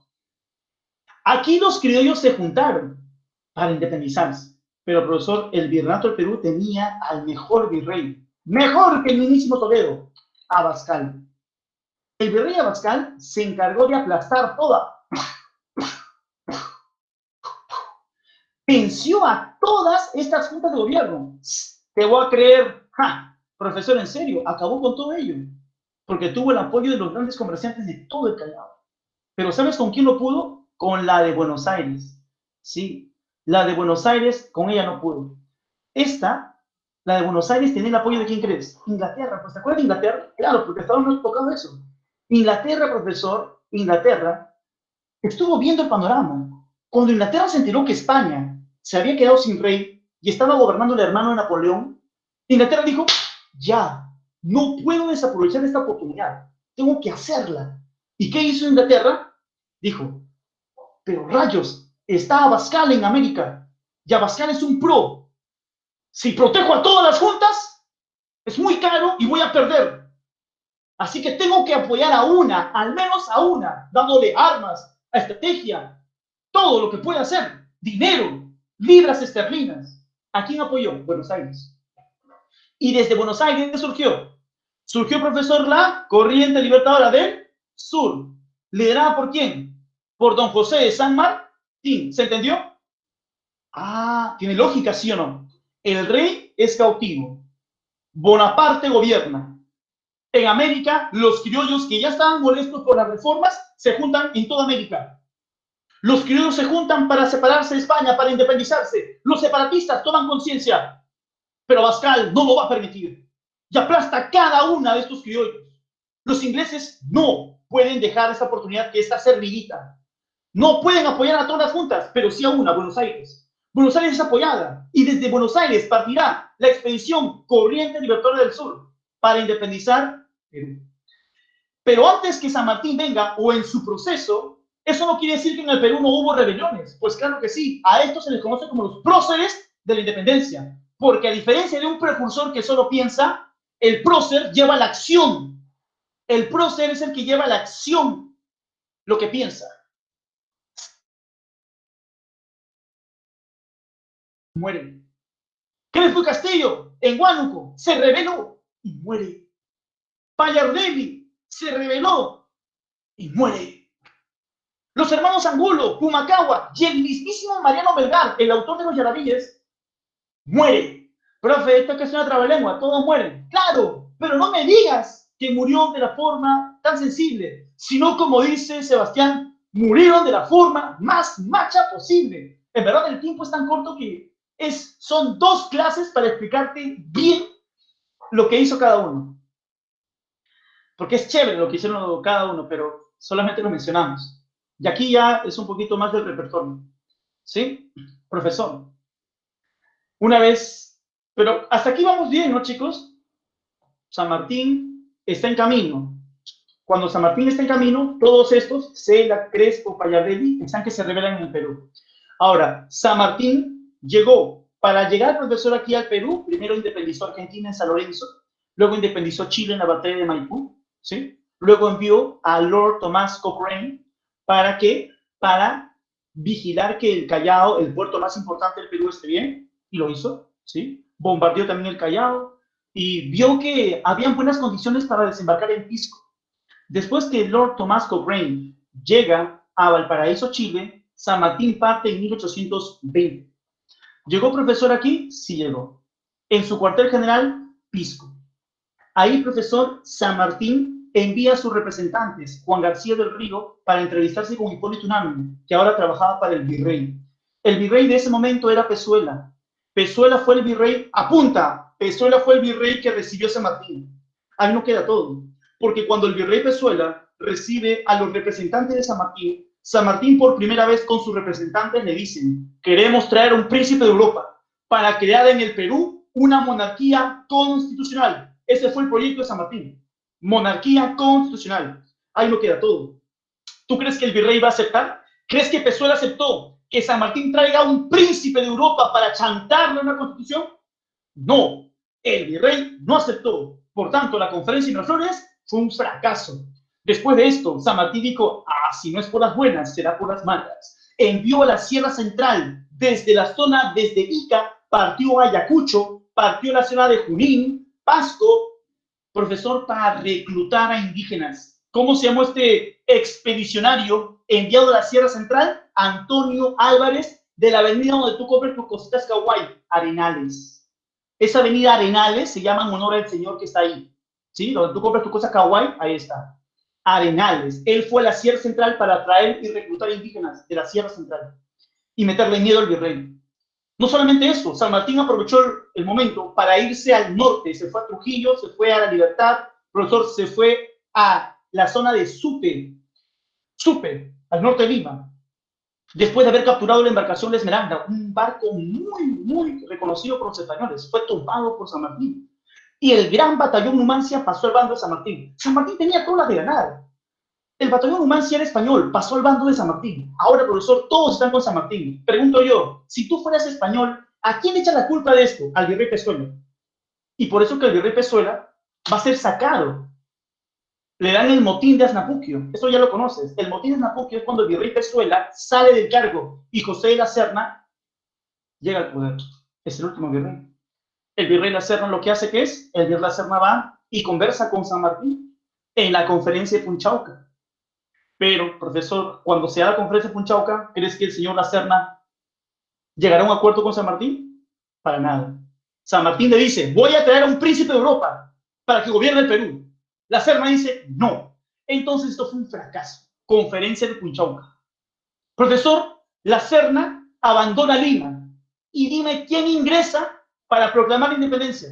Don José de San Martín. Proclamará la independencia el 28 de julio de 1821. Tras la retirada de la Serna. ¿A dónde se fue la Serna? A la Sierra del Perú. Y esto usted lo verá más adelante. Ahora sí, campeón, vayamos directamente a las preguntas porque seguro debe estar enojado. 1. Dice así. Exclamación reivindicatoria. Lo hizo un padrecito que sintió rabia por la mitad minera. ¿Te acuerdas quién fue? Un fraile, fue un fraile. 1, clave.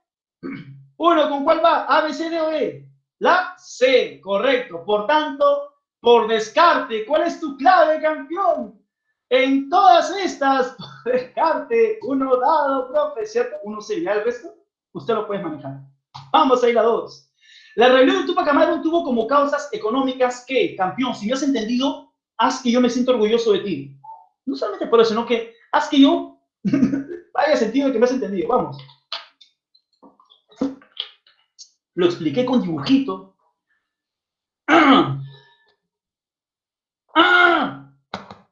Vamos, campeón, vamos, vamos.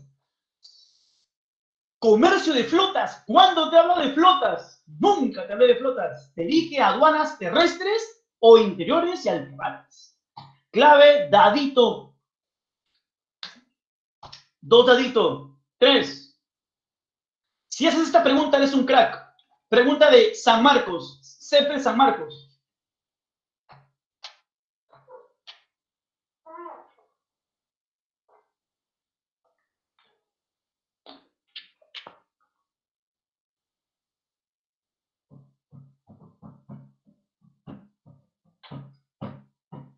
¡Sí!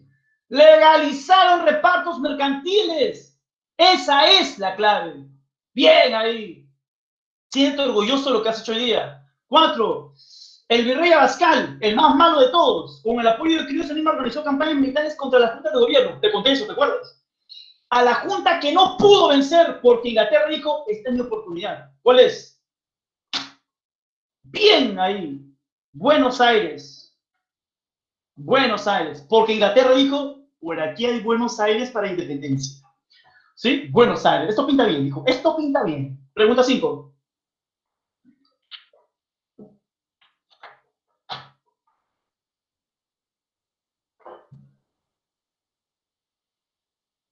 Correcto. Fernando VII, el hijo, Napoleón fue el que lo sacó y José I fue su hermano. Paquito, correcto. 6. A ver, campeón. Aquí lo sacas de frente, ¿ah? Escucha. Conferencia Miraflores. ¿Te acuerdas que se dio entre Pezuela y San Martín? Fracasó. Profesor. Profesor. 2. Punchauca. Se dio entre la Serra y San Martín. Ya salió, ya salió. ¿Cuál es tu clave? ¿Cuál es tu clave? Bien, bien, bien. ¿Sí? Profesor, clave. Profesor, el motín de Balconcillos, tema que veremos después, el motín de Balconcillos lo hizo Santa Cruz.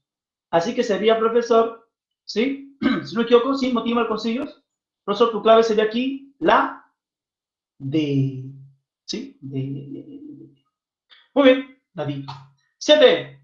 Los privilegios monopólicos del Callao. O sea, el puerto del Callao acabó su poder definitivamente cuando se crearon nuevos puertos. Clave. ¿Cuál es tu clave? 7, clave. Bien, te acordaste. Nuevos puertos. El Callao ya no fue el único. Nuevo puerto, libre comercio. Bien ahí, 7 barcos. 8.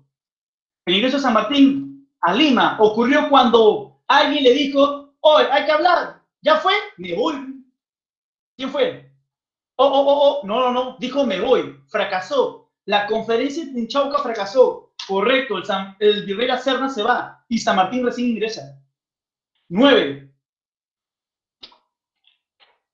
Ya, esta pregunta es fácil. San Martín cuando llega al Perú, dime, ojo, sin el tema, escucha nada más, escucha rapidito. Si San Martín viene, ¿quiere caerle mal o quiere caerle bien a los nobles del Perú?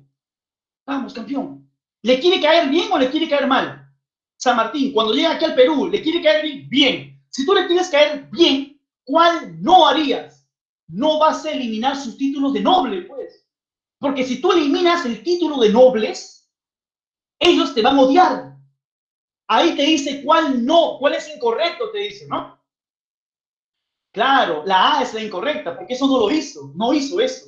Y la número 10, tú y yo sabemos que Tupac Amaru se expandió tanto por la sierra del Perú y el altiplano.